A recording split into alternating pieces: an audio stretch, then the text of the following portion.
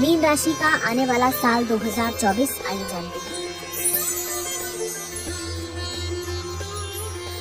वर्ष की शुरुआत आपके लिए अनुकूल रहने वाली है, लेकिन मंगल महाराज की दृष्टि आपके पंचम भाव पर होने के कारण बीच बीच में तनाव की स्थिति बनेगी। फिर भी शुक्र और बुध के वर्ष की शुरुआत में आपके नवम भाव में होने से आपको खुशियों की प्राप्ति होगी। फरवरी से मार्च के बीच का समय कमजोर रहेगा, क्योंकि इस दौरान मंगल और सूर्य आपके एकादश भाव में आकर पंचम भाव पर दृष्टि डालकर प्रभावित करेंगे, जिससे आपके रिश्ते में तनातनी बढ़ेगी। धैर्य के साथ इस समय में आचरण करना होगा, नहीं तो आपके बीच कहासुनी हो सकती है। अक्टूबर से दिसंबर के बीच मंगल के पंचम भाव में होने से व्यर्थ के विवाद हो सकते हैं। नए वर्ष की शुरुआत वैवाहिक जातकों के लिए कुछ मुश्किलों भरी हो सकती है। इस पूरे वर्ष राहु आपके पहले और केतु 7वें भाव पर विराजमान रहेंगे। विवाह भाव पर इन दोनों ग्रहों की दृष्टियां आपके वैवाहिक जीवन में असंतुलन बना सकती है। आप और आपके जीवन साथी के मध्य गलतफहमियां बढ़ेंगी, लेकिन 1 मई से देवगुरु बृहस्पति आपके तीसरे भाव में आ जाएंगे। वहां से आपके सप्तम भाव को दृष्टि देंगे, जिससे आपके वैवाहिक जीवन में चली आ रही समस्याओं में कमी आने लगेगी। यदि आप अविवाहित जातक हैं, तो इस वर्ष के उत्तरार्ध में आपके विवाह के प्रबल योग बन सकते हैं। देवगुरु बृहस्पति की कृपा दृष्टि से आपकी शादी हो सकती है और आपके घर में शहनाइयां गूंज सकती है। करियर की दृष्टिकोण से देखें तो इस वर्ष की शुरुआत आपके लिए बहुत बढ़िया रहेगी। मंगल और सूर्य जैसे प्रतापी ग्रह आपके दशम भाव पर वर्ष की शुरुआत में रहेंगे। इससे आपको अपने करियर में अद्भुत सफलता मिलेगी। आप अपने काम को बहुत ही दृढ़ता के साथ करेंगे। वर्ष की शुरुआत में ही जनवरी से लेकर मार्च के बीच आपको कोई बड़ा पद प्राप्त हो सकता है। देवगुरु बृहस्पति वर्ष की शुरुआत से आपके दूसरे भाव में रहकर आपके दशम भाव पर पूर्ण दृष्टि डालेंगे और छठे भाव को भी देखेंगे। इससे नौकरी में भी आपकी स्थिति अच्छी रहेगी।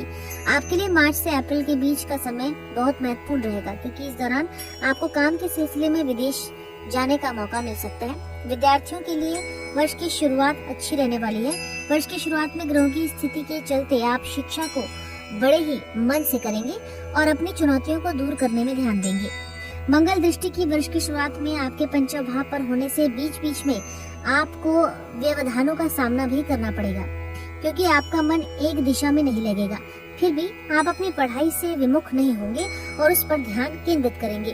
अक्टूबर में जब मंगल पंचम भाव में आएंगे तो वह समय कुछ कमजोर रहेगा, क्योंकि यह अपनी नीच राशि कर्क में स्थित होंगे। इसलिए इस दौरान आपको कितनी भी चुनौतियों का सामना क्यों न करना पड़े, लेकिन अपनी पढ़ाई से विमुख न हो और मेहनत करते रहें। प्रतियोगिता परीक्षा की तैयारियां कर रहे विद्यार्थियों को नववर्ष की शुरुआत में शनिदेव की दृष्टि द्वादश भाव से छठे भाव में होने के कारण और देवगुरु बृहस्पति की दृष्टि दूसरे भाव से छठे भाव पर रहने के कारण प्रतियोगिता परीक्षा में बहुत ही अच्छे अंकों के साथ सफल होने का मौका मिल सकता है।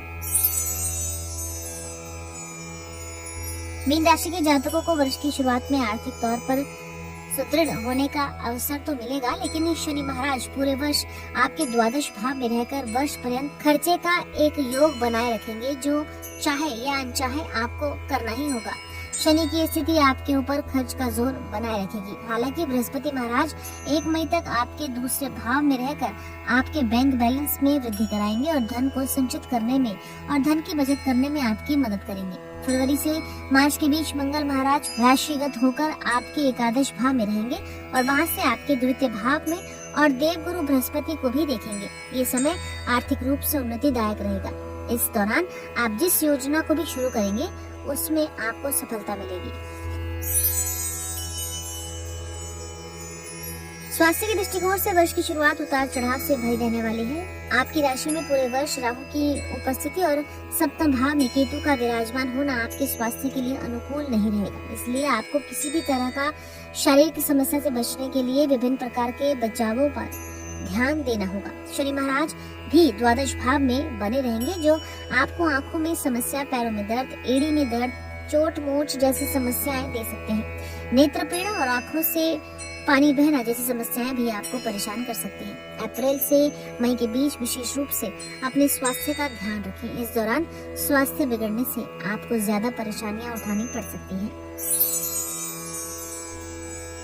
ज्योतिष उपाय में मीन राशि वालों को बुधवार के दिन सायंकाल में किसी मंदिर में काले तिलों का दान करना चाहिए। उत्तम गुणवत्ता वाला पुखराज रत्न सोने की मुद्रिका में तर्जनी उंगली में बृहस्पतिवार के दिन धारण करना जातकों के लिए सर्वाधिक शुभ रहेगा, लेकिन आप ज्योतिष परामर्श अवश्य ले लें, तभी आप कोई भी रत्न धारण करें। आपको देवगुरु बृहस्पति के बीज मंत्र का जाप करना चाहिए।